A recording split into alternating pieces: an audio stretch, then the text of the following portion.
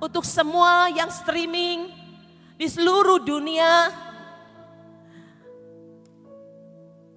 di bangsa-bangsa, dimanapun saudara berada. Buat saya hari-hari ini saudara, hari-hari yang ajaib. Ketika saya berdoa, Roh Tuhan itu berbicara. Roh Tuhan berkata, nak, hari-hari ini adalah hari di mana lonceng Tuhan berdentang dengan keras sekali. Alarm Tuhan berbunyi dengan kuat. Sebuah peringatan diberikan kepada gereja Tuhan. Dan hari-hari ini adalah hari-hari di mana saudara sebenarnya masa di mana kita ini sedang ditampi saudara. Ada suatu pemurnian, ada satu ujian yang besar. Ujian besar-besaran saudara. Disaring kita semua saudara. Tuhan berkata, adakah aku dapati iman di bumi ini? Tuhan berkata, seberapa cintamu kepadaku? Seberapa engkau mengasihiku dalam kondisi seperti ini? Padahal saudara, ini adalah baru, permulaan baru. Memasuki masa yang baru, new season. New season itu bukan berarti sesuatu yang indah-indah terus saudara. Tapi new season ini berarti saudara, bisa jadi saudara, permulaan yang baru, kita disaring, dibersihkan, dibongkar saudara. Dan Tuhan sedang mencari supaya didapati suatu generasi yang baru yang ilahi. Generasi revival saudara. Generasi yang mengerti, menangkap keadaan zaman ini dan bergerak seperti yang Tuhan mau saudara. Saudara, kita mau belajar kebenaran firman Tuhan dalam Yeskel 37. Yeskel 37 ayat 1 sampai dengan 14. Lalu kekuasaan Tuhan meliputi aku, meliputi Nabi Yeskel, dan Roh Tuhan itu membawa aku keluar dengan perantaraan rohnya dan menempatkan aku di tengah-tengah lembah. Dan lembah ini penuh dengan tulang-tulang. Ia membawa aku melihat tulang-tulang itu berkeliling dan sungguh amat banyak bertaburan di lembah itu. Lihat tulang-tulang itu amat kering. Lalu Tuhan berfirman kepadaku, hai anak manusia, dapatkah tulang-tulang ini dihidupkan kembali? Aku menjawab, Yeskel menjawab, ya Tuhan Allah, Engkaulah yang mengetahui. Lalu firman-Nya kepadaku, bernubuatlah mengenai tulang-tulang ini dan katakanlah kepadanya, hai tulang-tulang yang kering, dengarlah firman Tuhan. Beginilah firman Tuhan Allah kepada tulang-tulang ini.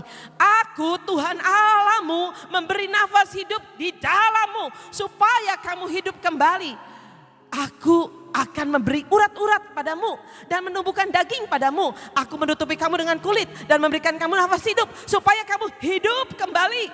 Dan kamu akan mengetahui bahwa akulah Tuhan. Lalu aku bernubuat seperti yang diperintahkannya kepadaku. Dan segera sesudah aku bernubuat, kedengaranlah suara, sungguh suatu suara berderak-derak dan tulang-tulang itu bertemu satu dengan yang lain. Ayat 8, sedang aku mengamati-amatinya, lihat urat-urat ada, daging-daging tumbuh padanya. Kemudian kulit menutupinya, tetapi mereka belum bernafas. Ayat 9, maka firman-Nya kepadaku, Nabi Yeskel, engkau harus bernubuat sekali lagi. Bernubuatlah kepada nafas hidup itu. Bernubuatlah hai anak manusia.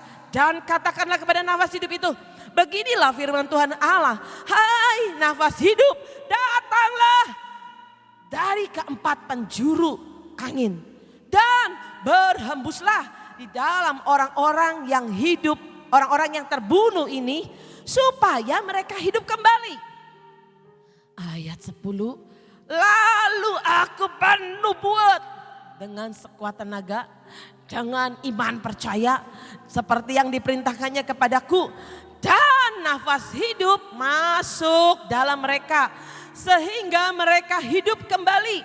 Mereka menjejakkan kakinya suatu tentara yang sangat besar. Ayat 11 firman-Nya kepadaku, hai anak manusia, tulang-tulang ini adalah seluruh kaum Israel.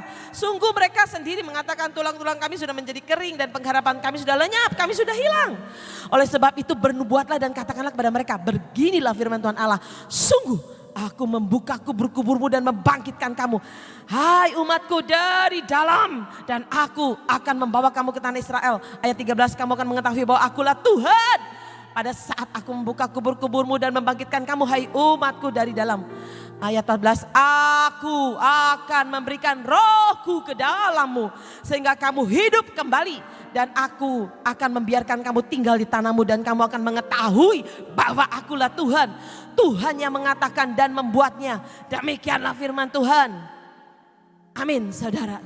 Saudara, ayat ini, firman ini saya dapati sebenarnya sudah lama saudara, kira-kira saudara 20 tahun yang lalu saudara. Tapi tiba-tiba hari-hari ini ayat ini berbicara kuat di dalam roh saya saudara. Bukankah sekarang ini kita sedang menghadapi hal yang sama saudara? Kondisi kita sebenarnya hampir sama. Kita berada di lembah ketakutan. Ada banyak orang ada di lembah ketakutan, lembah kekelaman, dalam lembah kematian. Sangat sedih hati saya, miris sekali.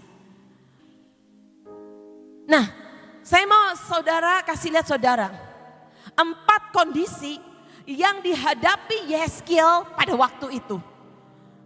Yang ada di depan mata Yeskiel.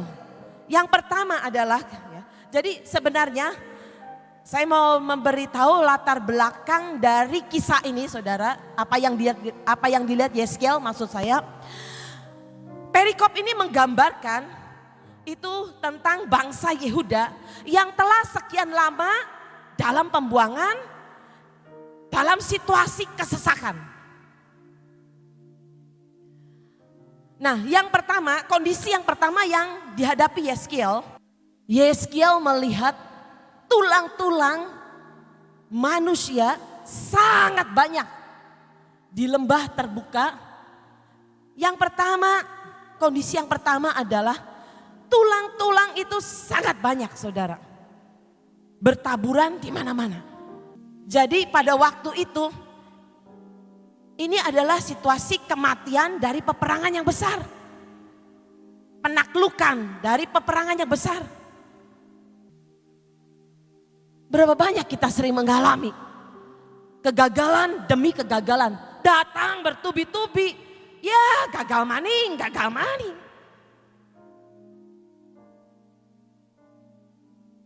Tuhan berkata saudara, kegagalan kita itu adalah tangga naik, tangga keberhasilan kita saudara. Amin saudara.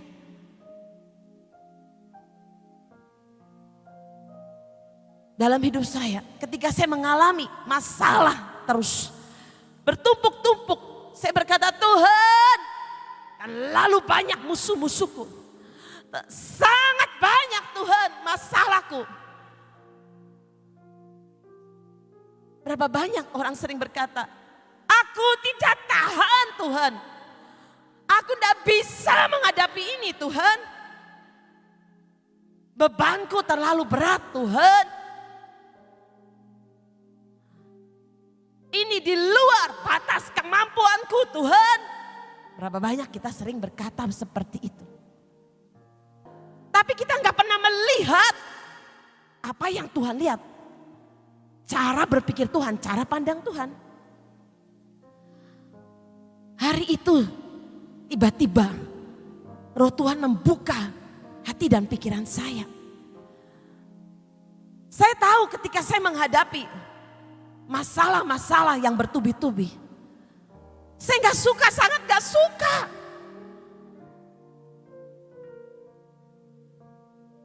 Untuk berkata saudara, haleluya, aku mengucap syukur. Tidak mudah saudara, tidak mudah sejujurnya. Tetapi di dalam roh saya, justru pada waktu saya tidak suka, saya memaksa diri saya sendiri. Saya menghancurkan tembok di depan saya, tembok yang besar dan tembok yang kuat itu. Tembok masalah itu, saya menghancurkan tembok itu dan saya keluar dari perbatasan saya. Berani melompati tembok, saudara.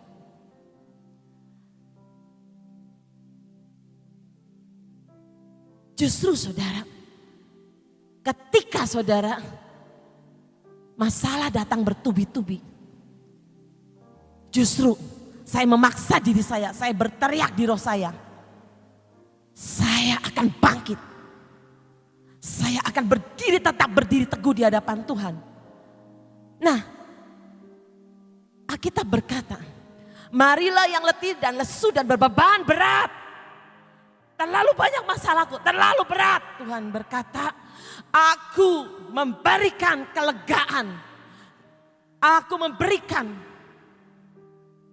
jalan keluar.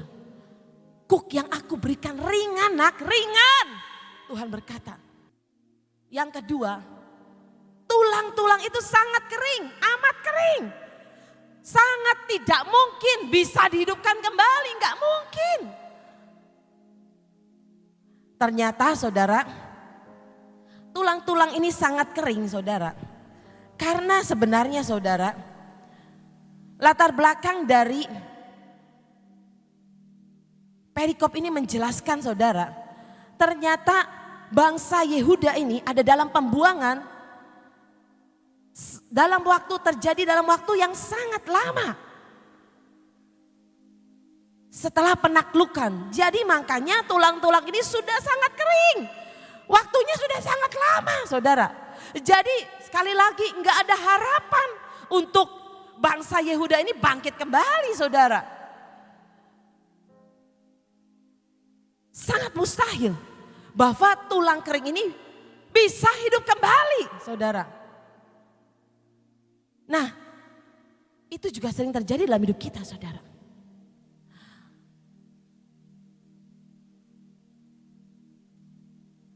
Sesuatu yang kita lihat hopeless, sudah enggak ada harapan, sudah tidak berdaya, putus asa. Tak mungkinlah dipulihkan, tak mungkinlah. Kalau ada orang yang berkata kepada saudara, memang takdirmu, engkau ini sampah. Ya sampah yang sampah, bau, kotor. Tidak mungkin berubah. Saudara, kalau ada orang yang berkata seperti itu saudara. Saudara, saya mau berkata, Tuhan berkata demikian. Sekalipun engkau sampah, engkau dihina, engkau bau dan kotor, menjijikan.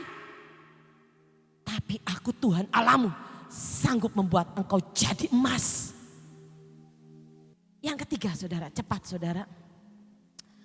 Alkitab berkata,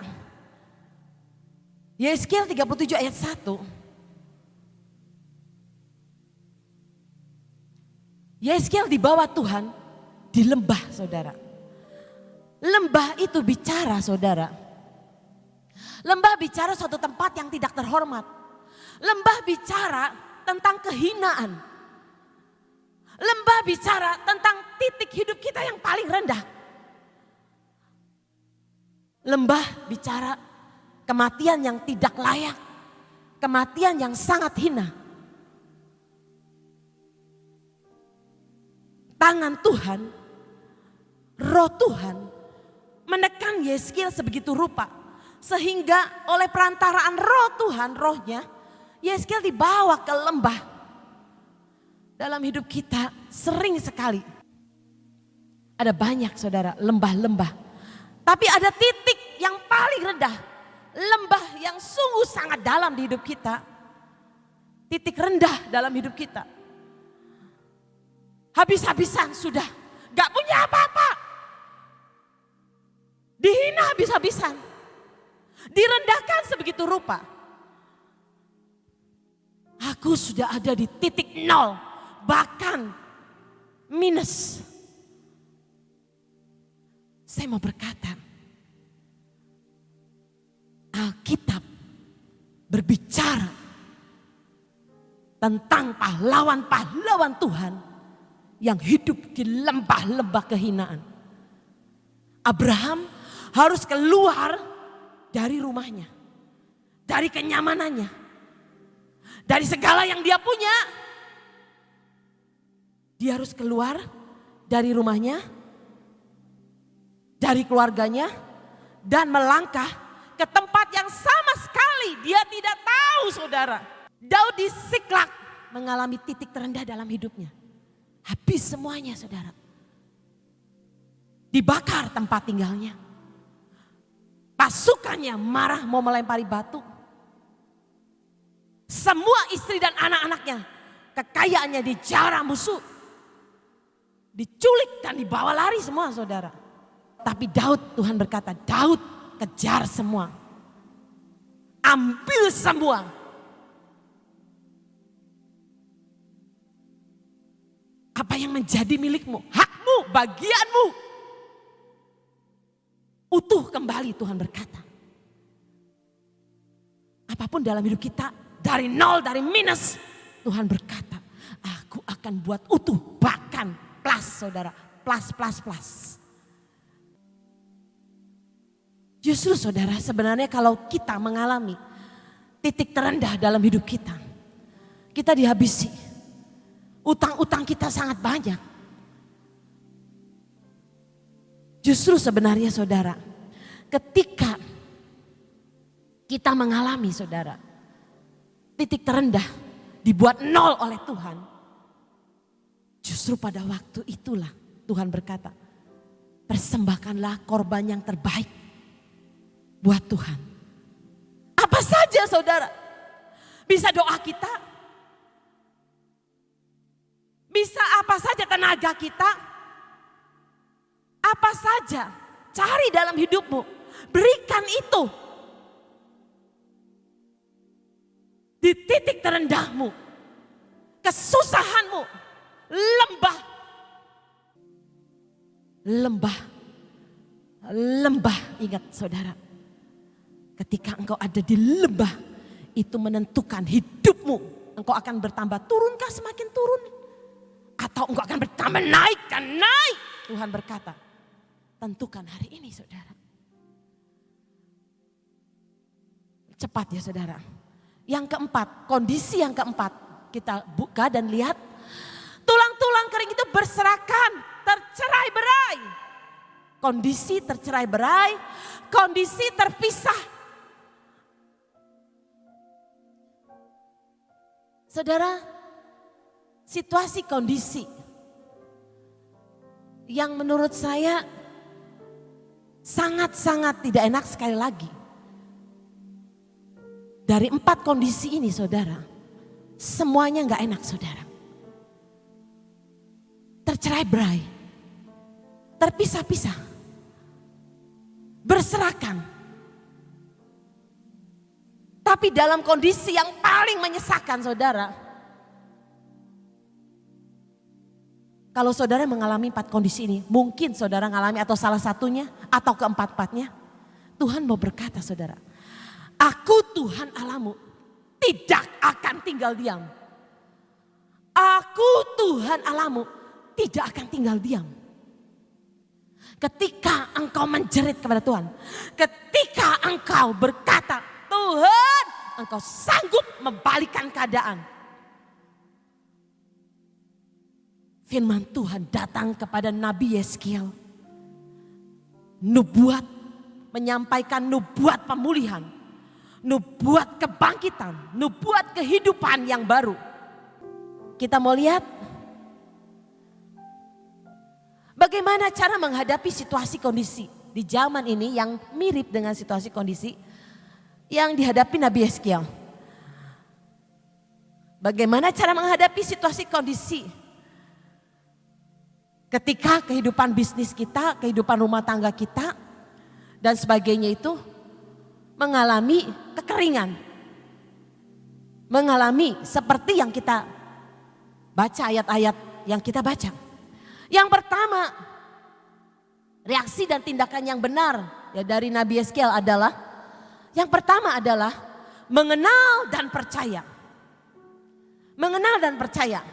Mazmur 9 ayat 10 berkata demikian. Orang yang mengenal namamu, orang yang mengenal Tuhannya, mengenal pribadi Tuhan, mengenal namamu, percaya kepadamu, akan percaya kepadamu. Sebab tidak kau tinggalkan orang yang mencari engkau ya Tuhan. Apa yang dilakukan Yeskiel ketika menghadapi situasi seperti itu saudara. Ayat 3 berkata demikian. Lalu Tuhan itu berfirman kepada Nabi Yeskiel. Hei anak manusia, apakah tulang-tulang ini dapat dihidupkan kembali? Saudara, jawaban Yeskiel itu membuktikan bahwa Yeskiel itu mengenal dan percaya kepada Tuhan. Mengenal siapa Tuhannya. Percaya siapa Tuhan yang disembahnya. Kuasanya, kekuatannya, keilahiannya. Karena Yeskiel menjawab, ya Tuhan Allah, Engkau yang mengetahui. Seolah-olah Yeskiel akan berkata seperti ini saudara. Tuhan, Engkau itu maha kuasa, maha tahu. Engkau tahu segalanya Tuhan. Engkau bisa berbuat apapun Tuhan. Engkau tahu bakal apa yang akan terjadi di depan. Semuanya buat Engkau Tuhan. Engkau bisa lakukan apapun. Berapa banyak anak-anak Tuhan yang tidak mengenal dan tidak percaya. Bahkan sampai hari ini masih banyak orang-orang berkata, sampai kapan ini virus? Ini dari Tuhan bukan sih? Kok Tuhan udah dengar doa kita ya? Kok gak berhenti-berhenti? Sampai September? Sampai Juni kah? Sampai September kah? Sampai Desember kah? Atau kapan ini berakhir?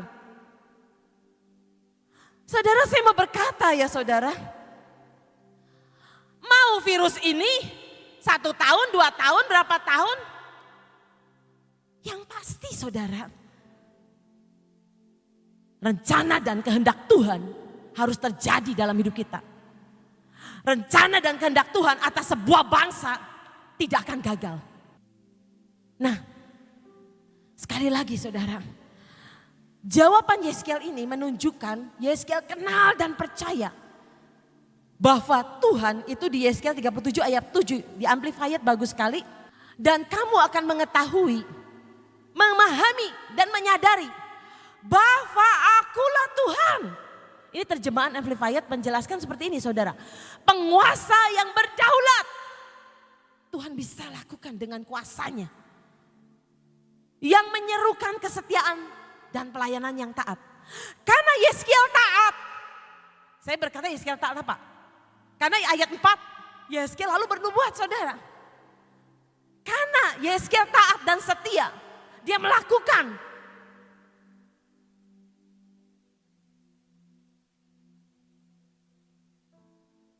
Dan kalau kita baca saudara, ayat 4 berkata, jadi aku bernubuat.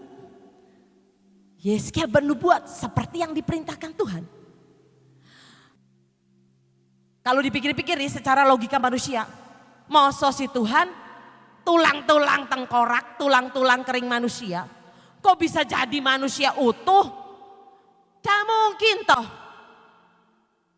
Coba sekarang ke kuburan, kuburannya dibuka, dibongkar, kemudian tulang-tulang yang sudah kering sudah lama nih. Kemudian saudara bernubuat, hei tulang-tulang kering ya, kamu menjadi satu, ayo urat-urat masuk. Masuk, ayo sendi-sendi jadi satu. Daging, masuk.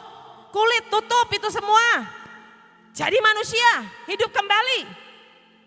Orang akan bilang apa saudara? Gila kamu. Ada banyak saudara dalam hidup kita. Saudara mengalami 4 kondisi itu.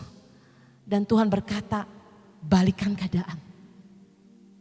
Tidak mungkin Tuhan. Balikan keadaan. Tuhan berkata jangan diam, bernubuat. bernubuat. Berkata kepada masalahmu, berkata kepada rumah tanggamu, berkata kepada anakmu, berkata pada bisnismu.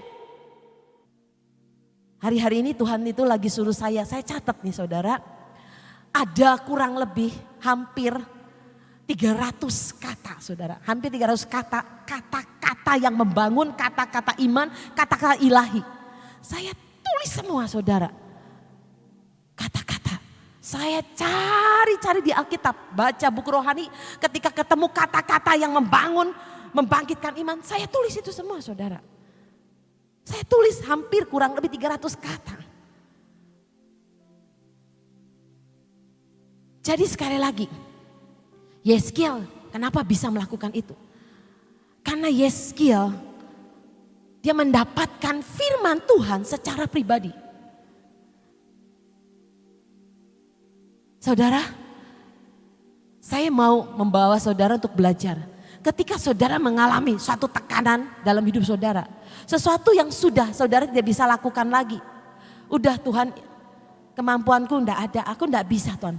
Mari saudara bertukar dengan Tuhan. Dan saudara mulai membaca ayat-ayat Alkitab, ayat-ayat firman Tuhan.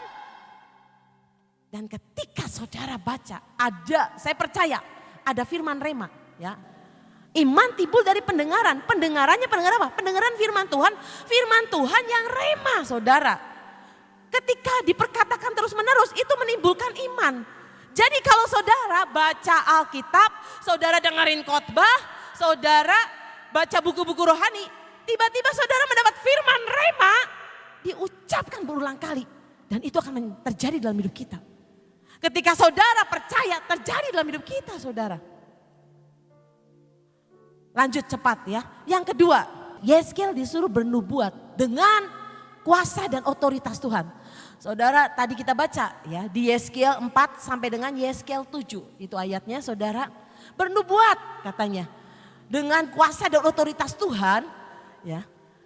Tulang-tulang yang kering engkau hidup. Jadi Yeskiel bernubuat. Yeskiel dengan otoritas kuasa Tuhan, Yeskiel memanggil itu semua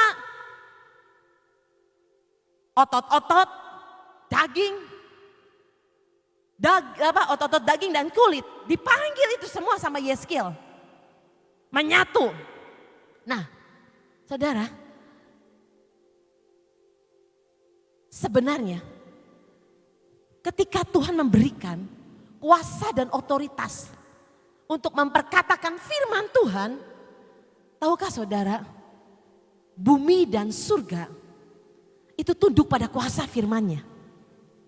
Bumi dan surga tunduk pada kuasa firman-Nya. Nah, Matius 16 ayat 19. Berkata, kepadamu aku berikan kunci kerajaan surga. Apa yang kau ikat di dunia akan terikat di surga. Dan apa yang kau lepaskan di dunia ini akan terlepas di surga. Hari ini Tuhan memberikan kepada kita kuasa dan otoritas untuk memperkatakan firman Tuhan. Saya berdoa saudara mengerti, ketika kita memperkatakan dengan kuasa otoritas Tuhan, dengan segenap hati kita, dengan sungguh-sungguh yang ilahi akan mengubah hidup kita. Yang supranatural, yang dari surga akan mengubah hidup kita, keluarga kita, akan mengubah bisnis kita, kota kita, bahkan bangsa Indonesia. Yang di roh diubah menjadi kenyataan. Artinya saudara, surga akan menyentuh bumi. Tidak ada lagi pembatas antara surga dan bumi. Bumi dan surga tidak ada batasnya lagi. Sebuah perkataan ya dari bumi akan diiyakan di surga. Sebuah perkataan tidak di bumi, surga juga akan berkata tidak. Luar biasa sekali saudara waktu saya menemukan ayat ini. Ketika kita memperkatakan firman dengan kuasa otoritas Tuhan, dengan pengertian yang benar, dengan kesungguhan, dan yang lebih ajaib. Yang lebih ajaib, saya mengalaminya saudara. Apapun yang kita katakan, Tuhan sepakat. Apapun yang kita katakan, Tuhan sepakat. Jadi kalau bilang sama virus corona, tidak akan pernah kau menyentuhku. Virus, kamu gak bisa ya, kamu gak bisa menyentuhku. Dan Tuhan berkata, sepakat, tidak akan pernah menyentuh hidupmu nak.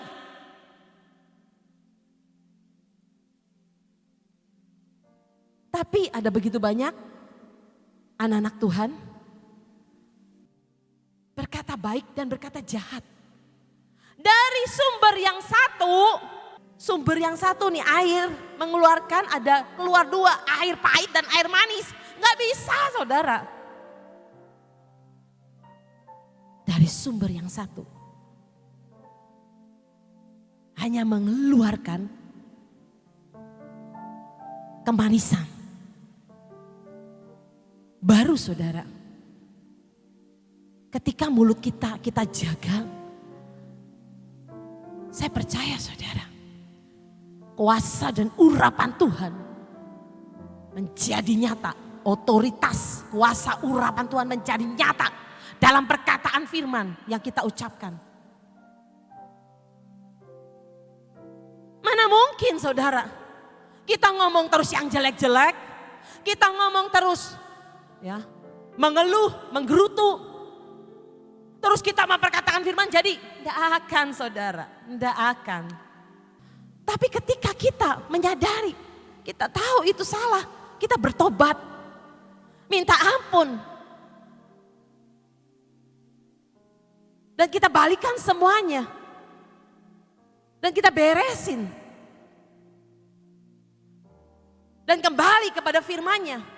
Perkatakan semua yang benar, yang indah, yang sedap didengar. Pikirkan, perkatakan itu Tuhan berkata.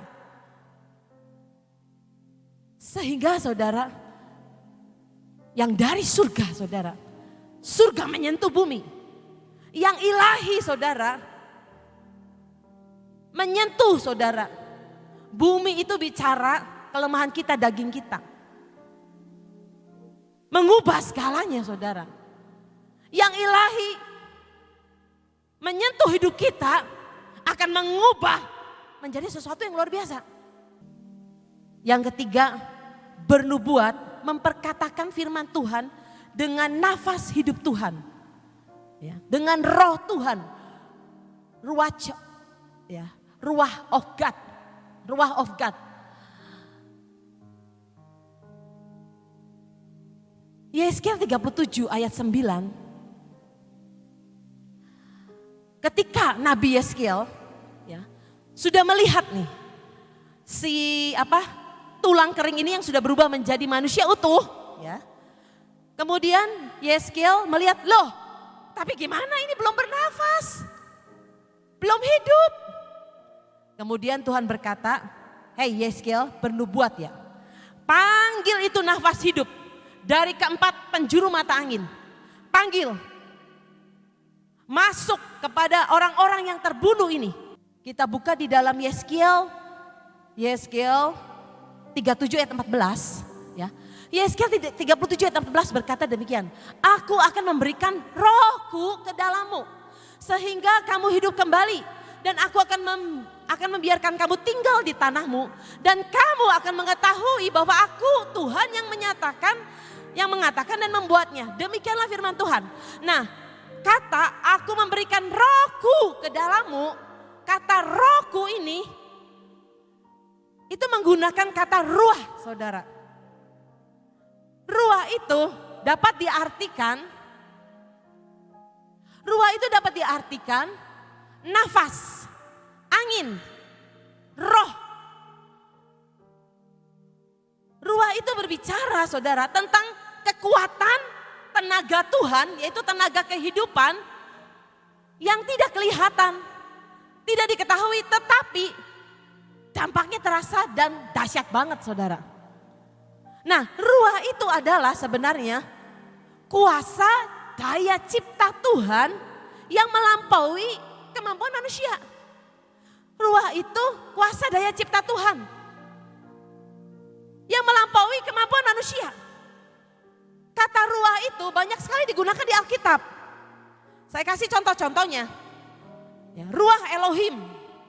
Ruah Elohim disebutkan di dalam Kejadian 1 ayat 2. Kejadian 1 ayat 2, roh Tuhan, nah itu ruah saudara, melayang-layang di atas air. Roh Tuhan melayang-layang di atas air. Itu roh Tuhan itu, roh daya cipta. Yang membuat Tuhan berkata firman-Nya, jadilah ini, jadilah.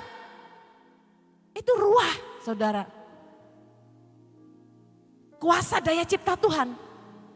Roh yang menciptakan, roh hidup yang menciptakan. Sehingga terjadilah bumi, alam semesta ini saudara. Nah, ruah of God ini saudara, itu juga ditulis dalam Bilangan 27 ayat 16. Tuhan yang memberi nafas. Nah, kata ruah juga digunakan ketika Tuhan menghembuskan nafasnya kepada Adam. Kejadian 2 ayat 7. Ketika itulah Tuhan Allah membentuk manusia itu dari debu tanah dan menghembuskan nafas hidup. Itu ruah saudara. Ke dalam hidungnya. Demikianlah manusia itu menjadi makhluk yang hidup. Yeskiel memanggil nafas hidup. Memanggil roh, ruah itu supaya masuk kepada tulang-tulang kering supaya hidup. Dan kalau kita lihat apa yang terjadi. Tulang-tulang kering itu menjadi tentara yang besar. Nah, yang keempat, bagaimana sih mengatasi dalam situasi kondisi yang kita hadapi hari-hari ini?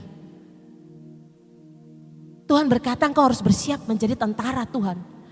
Oh, tentara Tuhan harus perang ya Bu, doa peperangan.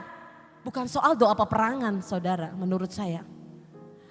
Tentara Tuhan, kalau kita bicara soal tentara, saudara akan selalu mengerti bahwa tentara itu harus hidup, harus maju ke medan pertempuran. Sesungguhnya sebenarnya dalam hidup kita setiap hari hidup kita itu dalam peperangan demi peperangan. Hidup kita itu saudara Tuhan berkata ditentukan seberapa kita memenangkan peperangan demi peperangan. Setiap harinya saudara, setiap harinya kita sudah mengerti bahwa iblis itu kerjanya dia selalu berusaha membuat kita mengalami banyak kerugian. Kita mengalami kehancuran, kita mengalami perceraian, kita mengalami kejatuhan, kita mengalami pertikaian. Iblis selalu berusaha seperti itu setiap hari dalam hidup kita saudara.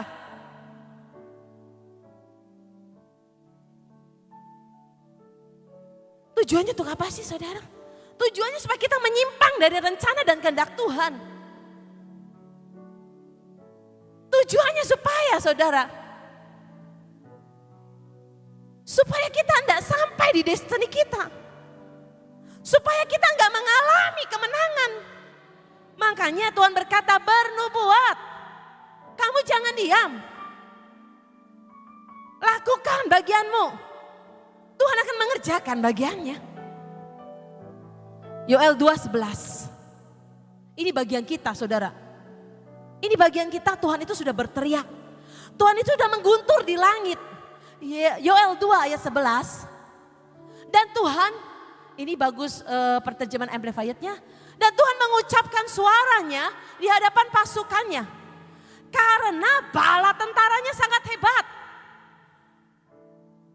Jadi apa yang dilakukan menghadapi peperangan? Perkatakan, perangi itu. Habisi roh-roh di hadapanmu itu yang menghancurkan hidupmu. Tuhan sudah mengucapkan firman-Nya di hadapan pasukannya. Karena engkau tentara Tuhan. Tentara yang besar. Menjejakkan kakinya. Tentara yang besar dan hebat kuat. Karena bala tentaranya sangat hebat. Mereka kuat. Kuat melaksanakan firman Tuhan. Karena hari Tuhan adalah besar dan sangat mengerikan. Siapa dapat menahannya? Siapa dapat menanggungnya? Dan ketika kita tentaranya, kita melakukan perintahnya, mengucapkan berkata-kata, perangi itu saudara. Tidak ada seorang pun yang bisa bertahan. Enggak ada seorang pun yang bisa menghentikan, Tuhan berkata. Kolose 2:15 berkata, Tuhan ia telah melucuti pemerintah. Ini kuasa kegelapan tingkat tinggi saudara. Penguasa-penguasa dan menjadikan mereka tontonan umum dalam kemenangannya atas mereka. Atas musuh-musuhnya saudara. Saudara dengar. Yesus telah memenangkan peperangan yang terbesar dalam hidupnya. Di kayu salib itu bagi kita saudara.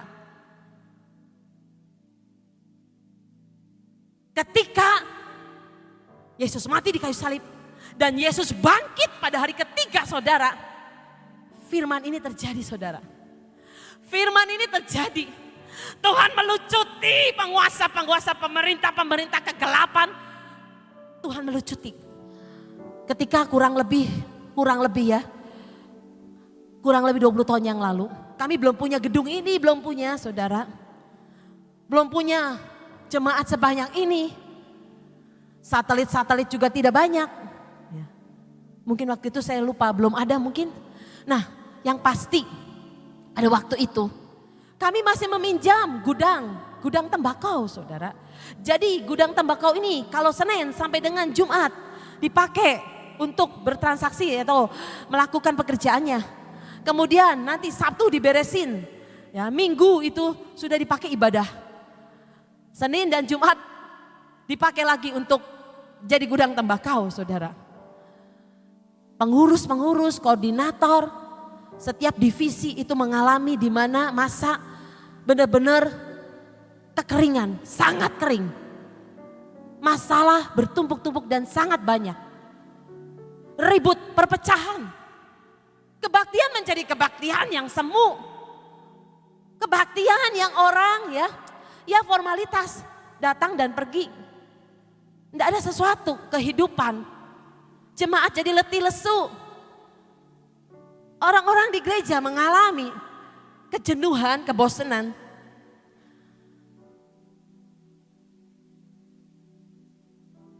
Dan hari-hari itu sesungguhnya saya mengalami sebenarnya ketika saya menyadari firman Tuhan datang dalam hidup saya waktu itu. Yeskel 37 ini saudara.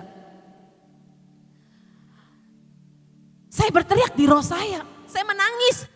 Kenapa gereja ini kan jadi kayak gini? Enggak ada kehidupan. Hambanya Pak Petrus sering banget. Ya, kalau rapat-rapat, aduh capek, kalau udah rapat letih, capek sekali. Saya melihat sekali di roh, di jiwa tuh, di badan juga capek. Keserang terus saudara. Tuntutan demi tuntutan, kesalahan demi kesalahan terus. Dan hari-hari itu roh saya berteriak, saya menangis. Saya tahu ketika Tuhan membuka Yeskel 37, engkau ada di lembah kematian. Seperti tulang-tulang, engkau sedang ada di dalam, Tuhan berkata di lembah. Lihat di hadapanmu tulang-tulang kering semua, Tuhan bilang. Dan Tuhan berkata pada saya, hari itu Tuhan berkata kalau engkau mengerti, engkau kenal siapa Tuhanmu. Engkau percaya, Tuhan berkata, perkatakan ini, bernubuat. Nah, jadi hari itu saya tulis itu Yeskel 37. ayat 1-14 saya tulis di kertas folio ya saudara. Tulis besar-besar. Kemudian saya tempel di dinding doa saya. Jadi banyak sekali itu karena kan ayatnya 1-14 banyak sekali. Di dinding ruang doa saya tempel. Dan saya tumpangi tangan saya berkata pada tulisan-tulisan itu, ayat-ayat itu sambil diperkatakan. Hari pertama tidak terjadi apa-apa. Hari kedua, hari ketiga dan berikutnya selanjutnya saya tidak bisa lagi menghitung harinya.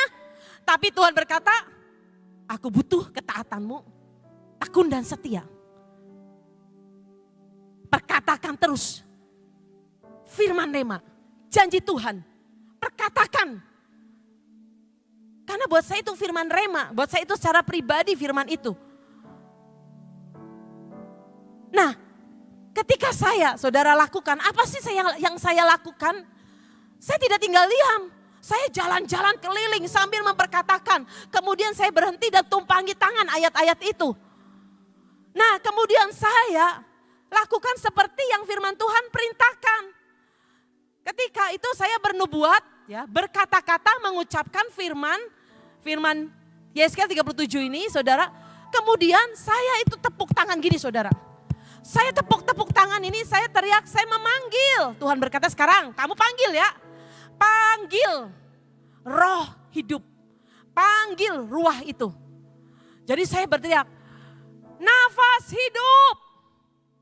Ruah masuk ke dalam tulang-tulang kering ini. Mayat-mayat yang terbunuh ini. Saya bilang gitu saudara. Jadi sambil tepuk tangan saya menghadap utara, selatan, barat, timur. Dan saya perkatakan, saya tunjuk utara, nafas hidup di utara masuk ke tulang-tulang kering. Dan saya berteriak ruah, roh hidup, kehidupan, ruah, masuk. Nah saudara, ketika saya lakukan itu saudara, oh hari itu situasi jadi enak, jadi bagus. No, itu berhari-hari. Terus menerus. Bahkan meskipun keadaan bertambah buruk. Bahkan meskipun saudara kondisi sudah tidak memungkinkan lagi. Pengurus-pengurus pemimpin masih belum sepakat. Enggak bersahabat dengan kita saudara. Jemaat letih lesu, mundur. Kita keserang terus roh kita saudara. Lelah, capek di roh ini. Tuhan, gimana ini? Kapan ini berakhir? Ditekan, dituntut, dihakimi, disalahkan. Capek saudara.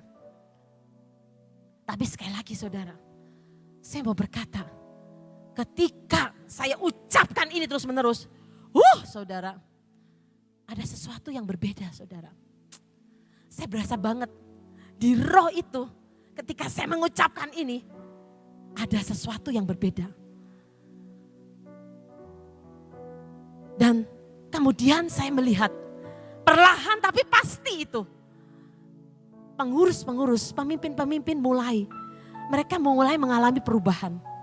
Dan bahkan ada begitu banyak orang-orang termasuk kami ya, dibongkar saudara hidupnya, dibersihkan oleh roh hidup itu, dibersihkan saudara.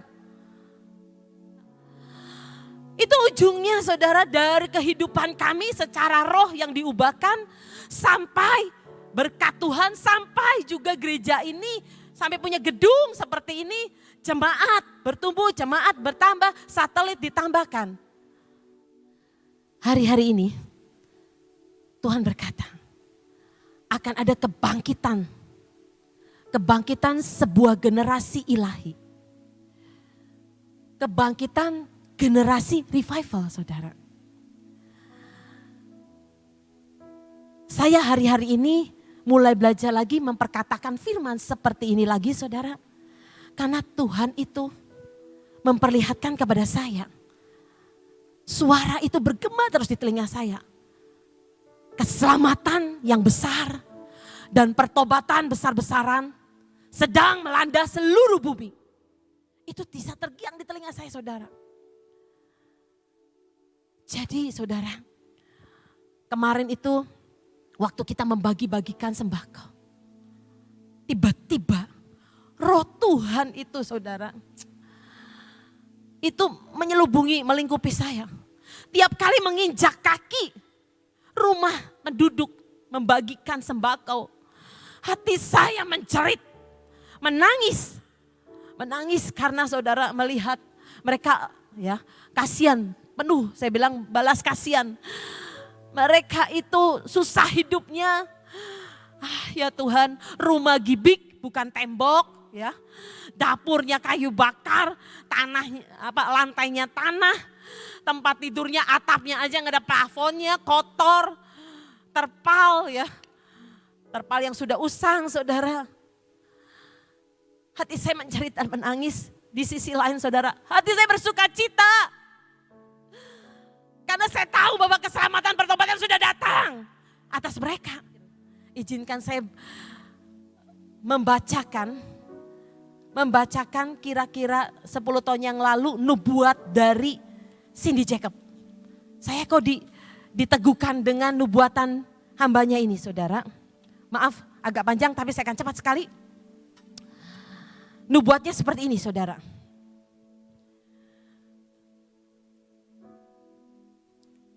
Tuhan sedang membangkitkan sebuah generasi yang baru.